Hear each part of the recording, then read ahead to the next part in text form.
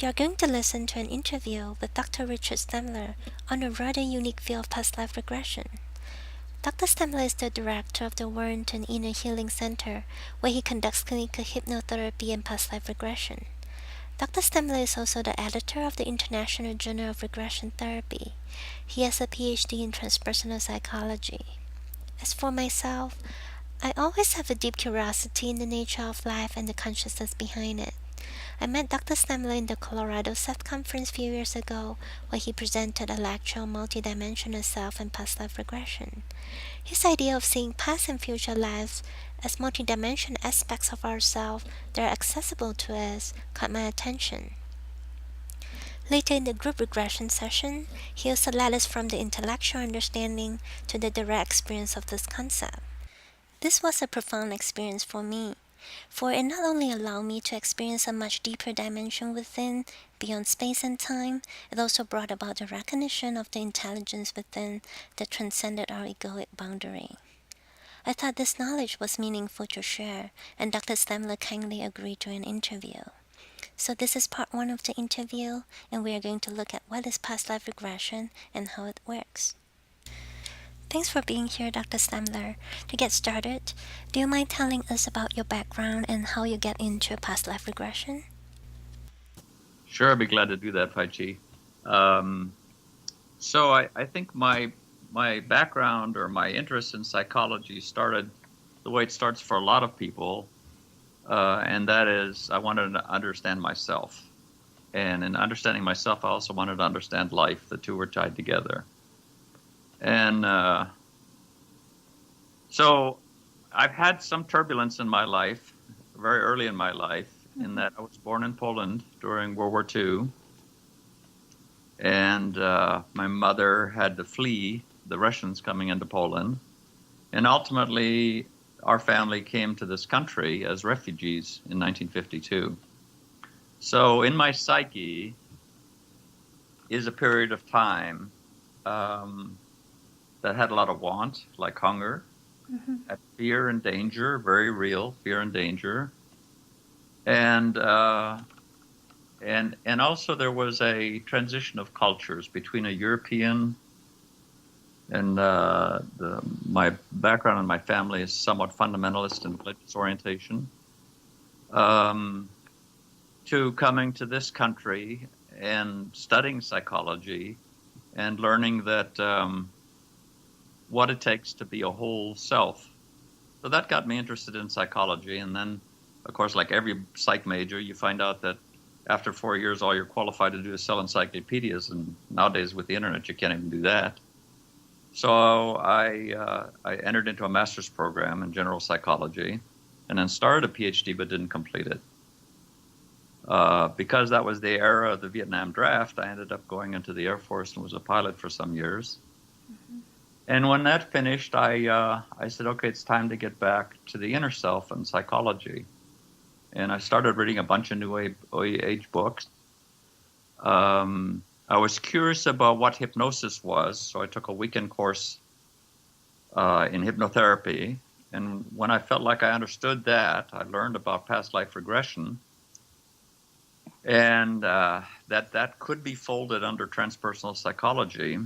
And back when I initially entered the PhD program, there was no transpersonal psychology. That's a latecomer. And the psychology I did learn in the 60s was behaviorism, which was a very materialistic orientation of the self. And sort of made the mistake, it said the only thing you can study is behavior, because it wanted to be desperately to be scientific. But the mistake I think that discipline made was it therefore concluded nothing else exists. So the whole inner self, the whole wisdom traditions, that was thrown out the window, at least in my viewpoint. Transpersonal psychology brings that all back. So shamanism, the internal self, internal reality, Buddhist thought, all of that came back into play. So as a part of learning the straight hypnosis process, which we can talk about in a minute, I heard about going to other lives, so-called past life regression. And that interested me. And I found a mentor and did a 2-year training program to do that. And what I discovered was the deeper you got into it, the greater the multidimensional self emerged, and we can talk about that as well. And there really was no end to the self. So what Alan Watts calls the skin encapsulated self, which is the way the ego views the self, was there was just huge world, as a matter of fact, a universe, maybe multiple universes of the self that existed. And so that's my fascination with transpersonal psychology and also this kind of regression. It is an amazing journey that you have come through. Now, can you tell us more about what past life regression is and how it works? Regression hinges, and so does hypnosis, and I'll tell the difference. But regression hinges on what's called dissociation. So dissociation is when you step outside of either self or time. You dissociate when you daydream. You're driving down a road, for 10 miles, and suddenly you realize you hadn't noticed anything that was on the road because you were sort of lost in your mind. Your driving was automatic. Some people fish because, in essence, that triggers dissociation. Their mind is freed because of the rhythmic activity they're doing, and they travel in terms of daydreams. So dissociation is an important part both in hypnosis and in regression. Hypnosis dissociates to refine your focus on the suggestions that the hypnotherapist is giving you. So there may be suggestions couched in symbolic terms or in actual suggestions like, I no longer desire to smoke. So if you have a smoking habit, or you want to cut down on the food that you eat, hypnotic suggestions, because they're deeply focused, can have quite a profound effect if done correctly. A past life regressionist takes that one step further and allows the dissociation, that is, dropping away time and space that you're at in the present moment, to explore other aspects of yourself. Psychology has used regression ever since Freud's day, and that it was used as a present life suggestion to go back to childhood to find the beginning of a problem that you've got in adults, a neuroses or a compulsion or something like that. And typically those do start in some place in childhood, and the child, with its world limited to its parent or limited to the mother, concludes this is my world, and if something traumatic happens, develops a strategy towards life, and that strategy is continued in adulthood. And since the adult experience may not be the same as childhood, it becomes an ineffective, maybe even painful strategy for dealing with whatever that was.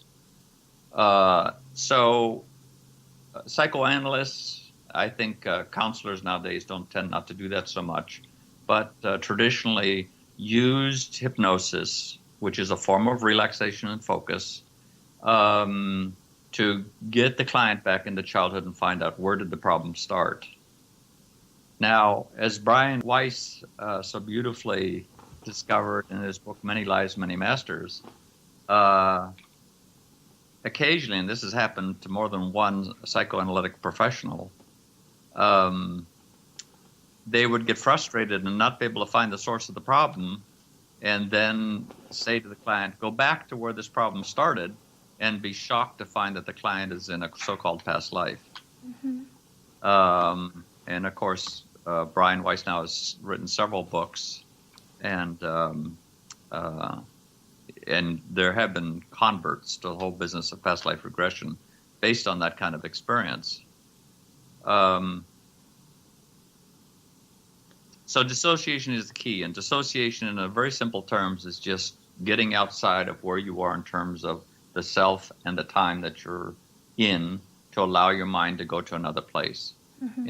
In this life regression, you go to childhood typically. In past life regression, you go to so-called past life um, to discover what you need to know there. And for a psychoanalyst, what you need to know is what happened that caused you to have this problem in this present life. Okay, along the same logic that the regression process can bring back a wound that occurred in the past, could the past life regression inadvertently bring up a past wound that would otherwise not be there?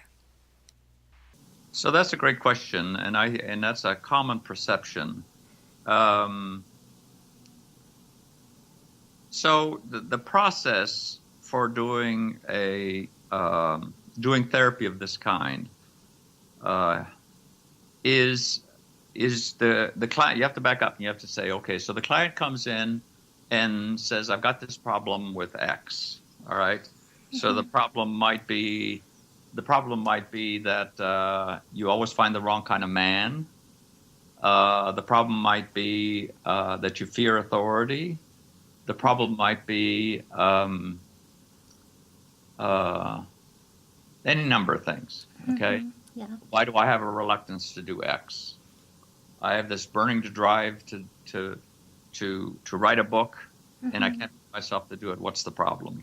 And for a past life regressionist, you either implicitly or explicitly develop a regression question. So the regression question is, what's the root cause of my problem with male energy?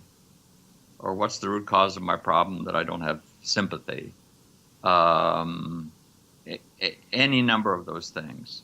And what happens is the unconscious goes to those lives that answer that question. So virtually all of us have any number of lives. In some views, we each have infinite number of lives. However, with a regression question, again, it's explicitly or implicitly, the unconscious responds to that by giving you the lives that are associated with that issue. And so, and very often that does represent some kind of trauma. That's why it's an issue. That's why it was brought into the current life. And by having that issue come up, the therapist can then resolve it, take away the traumatic energy that's associated with it. And by understanding, so Brian Weiss says that, he says any regression is a good regression, because he feels when you get that understanding, the current problem that you're dealing with can then disappear. And often it does. So you don't go to the past life to get a trauma that you then have no control over. You go to the past life to find a trauma to a specific question, which then gives you the opportunity to resolve the problem that is described in that question. So other lives often occur spontaneously. Sometimes young children spontaneously will remember their, quote, previous life, unquote, which was demonstrated in the research by Ian Stevenson at the University of Virginia.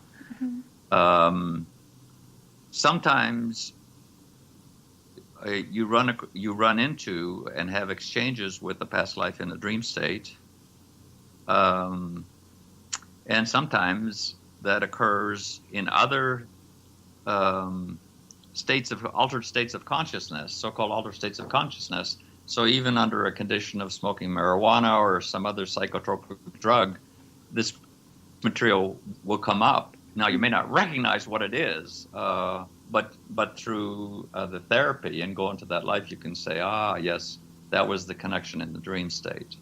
So for even regular people that don't go to therapy, they will often have this interchange with their other lives.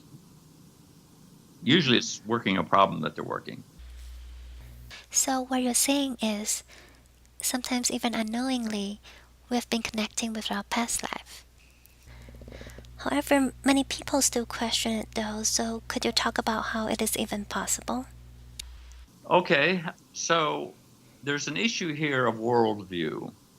So if your worldview is one of materialism and the materialist reality is all that you have, and with that comes the Newtonian Cartesian idea of linear time and a material reality that has a very logical effect in terms of the laws, the conventional laws of physics, then you'll have trouble understanding how the fact that even there is reincarnation or there are other lives, no matter how you couch it, you'll have a problem with that concept.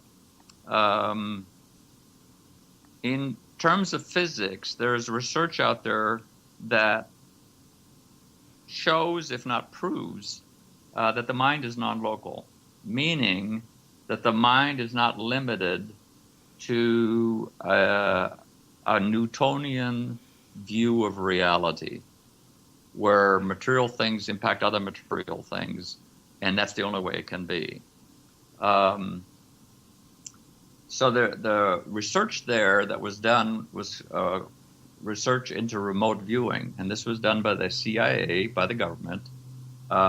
What's available public is that they spent publicly is that they spent $27 million on that research. I suspect it's much more than that, and led to, at that time, a number of highly classified programs to use that approach.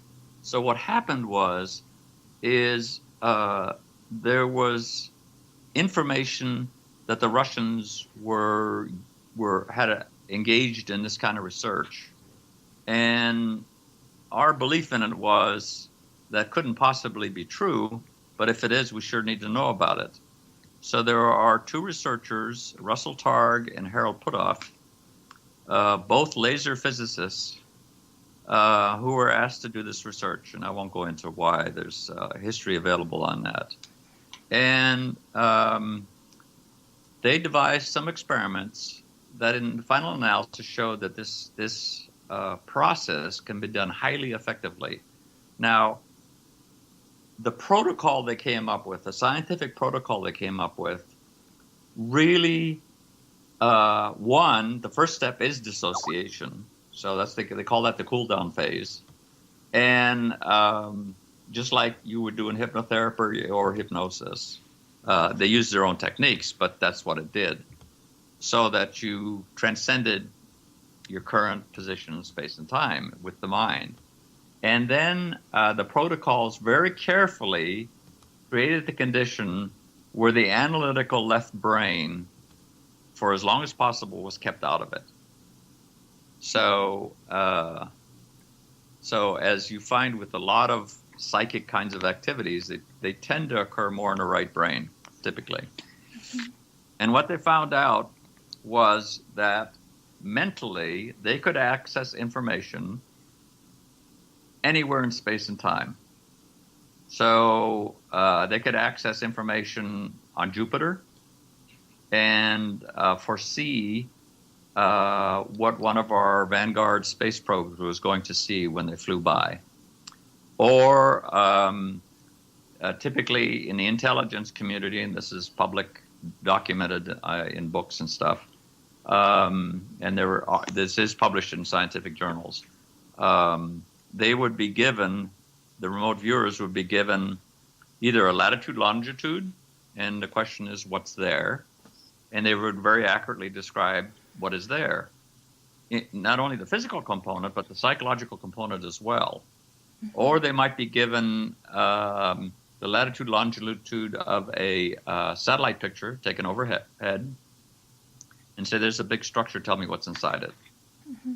And the remote viewer would look inside the structure mentally and describe what was going on. And they could even describe the thinking that individuals that were, for example, in charge of that program were thinking about. So there's a couple of famous examples of that. I won't go into that, but what that proves to me, that whole program, and again, to underscore this, the conclusion is, from the experiments, that it doesn't matter how far away the location is that you want to know information about, it does not reduce the ability to get the information, and it does not matter where in time it is. So it can be ancient time and you can get information, or or it can be future time, and you can get information. So that tells you two things. One is that mind is non-local, that can travel. So in so-called past life regressions, you're traveling to other selves in space and time. And the other thing it shows, and we'll talk about this in one of our sessions, is the quantum mechanical aspect of physics, which says that time is simultaneous. So the past and the future and alternate presents are all possible to be researched by the mind, and can be researched by a so-called past life regression. Mm-hmm. Of course, then it isn't past life anymore. It can be future life, which we call progression. So under the old Newtonian rules, that's not possible. Under the new rules of quantum mechanics, not only is it possible, it's quite easy. In my experience, my clients have no problem doing that. Mm-hmm. Okay, so when you're in a remote viewing or regression session, how do you know what you see is real or something you imagine? So most often, the only way you know that it's real is the nature of the experience that you have. In most of these experiences, the experience is so intense that it forces you to conclude that it was real in some fashion. Now, for those people who have problems, either because of religion, cultural conditioning, or whatever, materialistic scientific worldview, that have problems with believing that in reincarnation, for example, the process in terms of therapy works just as well. And what the individual is encouraged to believe then is that simply that the unconscious is vast, and the unconscious will create experiences for healing.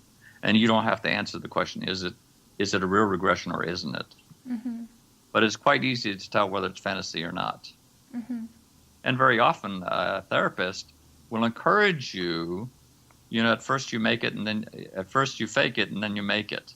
So you're almost encouraged to fantasize, and pretty soon you're in the real thing. Mm-hmm. Some lives you can actually research, and there's been some wonderful books. Maybe we can give them my website. I've got an extensive reading list that has some examples of that. Some wonderful books where people have taken painstaking research, including Ian Stevenson's work, and show that in specific instances there's a really high probability that this is real. So I had a lady as a client the other day, mm-hmm. Who had a regression question that carried her to a life in Asia, and the family that she had was Asian, and she couldn't understand why she looked European, blonde and blue-eyed, and her parents were Asian. And what she discovered as she went along in the regression was that she was part of the process of the Huns. When they attacked into Europe, they would take children that they found interesting, and certainly blue-eyed blonde children for an Asian would be an interesting, mm-hmm. interesting person, and they would take the children back to have them raised. And I asked her what period of time was this, and without hesitation, she said 1310. Mm-hmm. Well, after the regression, she researched whether that was even possible, and that was a time period when that occurred. So there's sometimes, if the life is more recent or famous, you can do some actual historical research, but in terms of that particular regression, at least you can say, well, historically it could fit. Mm-hmm. And that satisfied her. Mm-hmm. Yep, that makes sense. Yeah. For most people, once they get into it, they make a subjective call on whether it's real or not. And given what it does for them in terms of information, clearing a problem, it becomes irrelevant. Uh-huh. Yeah. So by the way, there's a lady called Helen Wambach, who's long since been deceased, who wanted to address this business. There was a bias among people, as there is sometimes today. One, that it's fantasy, and two, they're all famous lives, so it can't possibly be real. And so she wanted to address both of those things and did research largely in the 70s. And she would regress hundreds and hundreds of people. Then afterwards, she would give them a questionnaire. And she's written 2 books. So Wambach is Wambach, I believe is the way she spells her name. And they're still available. And so she published the research. And what the research showed was the experience of the people mimicked what we know historically. So, for example, if you're going to fantasize an American Indian, you're going to have 4 or 5 tribes, Apache, Navajo, Hopi, that are popular in movies. And that's probably what you're going to fantasize. But the reality is there's like some 360 different tribes in North and South America. And if you're going to claim that it's not fantasy, then you'd want statistical representation of these other tribes. And that's exactly what she found. She found that what these people were experiencing in the Middle Ages, for example, was the ratios of the burgeoning, of the coming middle class, the shop owners versus serfs versus the noblemen. Those were in proportion to what you would expect to find historically. So it was an interesting bit of research that didn't prove reincarnation or the veracity of past lives, but it did show that it's more than fantasy and it's more than just famous lives. And I know from my own experience, famous lives almost never come up. One last question I have is, throughout your clinical practice, are there any other surprises or further insights that you would like to share with us?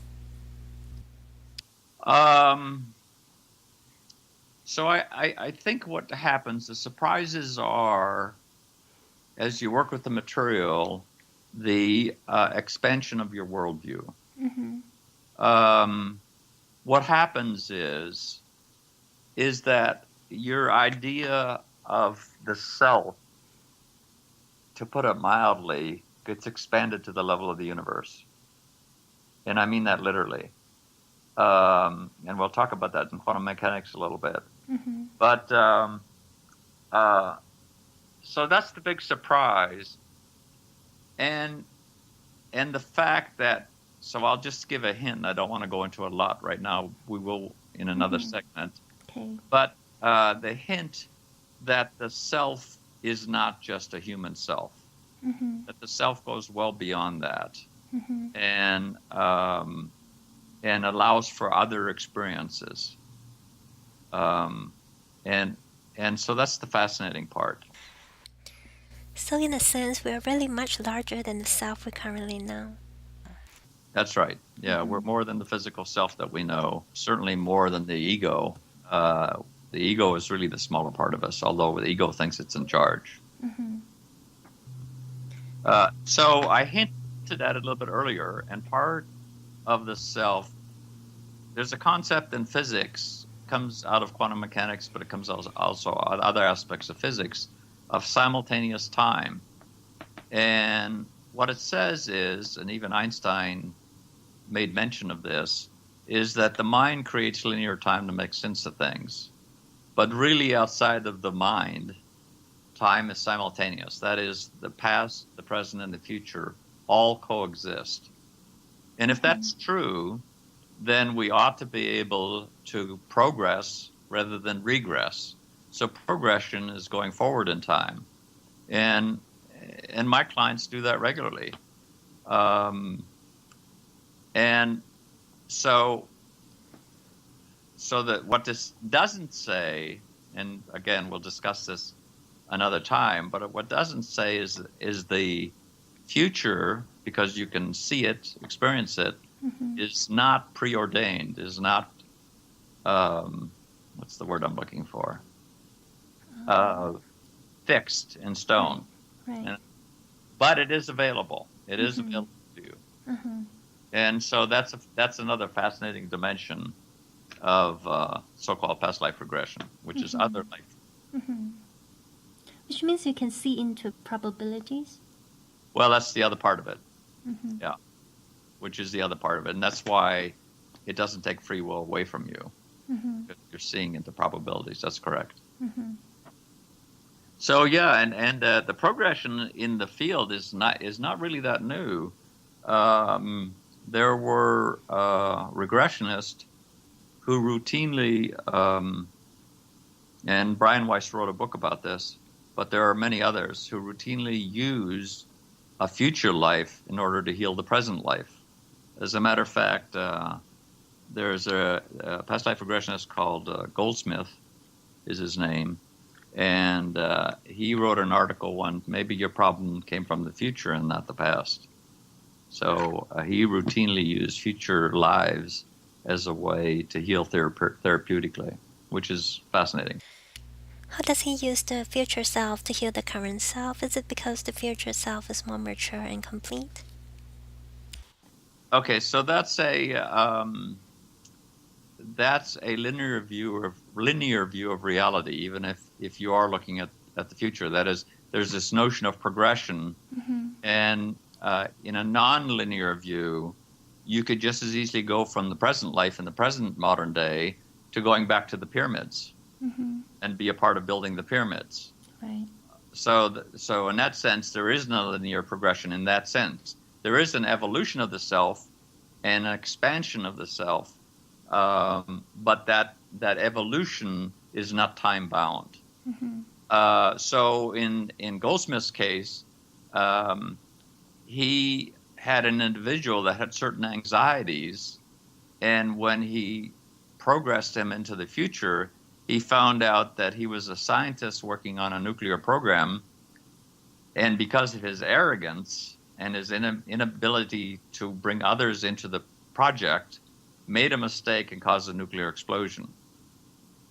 And this affected his current life in terms of the work that he did in the current life. And when that future life, one, when that was found out, and two, and this gets a little deeper than what we probably want to talk about today, but he paired that with a probable future life where he brought in the resources to deal with that, and that didn't happen. And when he did that, Goldsmith, with the client, his current problems, his current anxieties disappeared. So we'll make more sense of that in future discussions. That sounds good. We'll continue in our next session, which is the quantum mechanical view of past life regression. For everyone out there who are watching, thank you so much.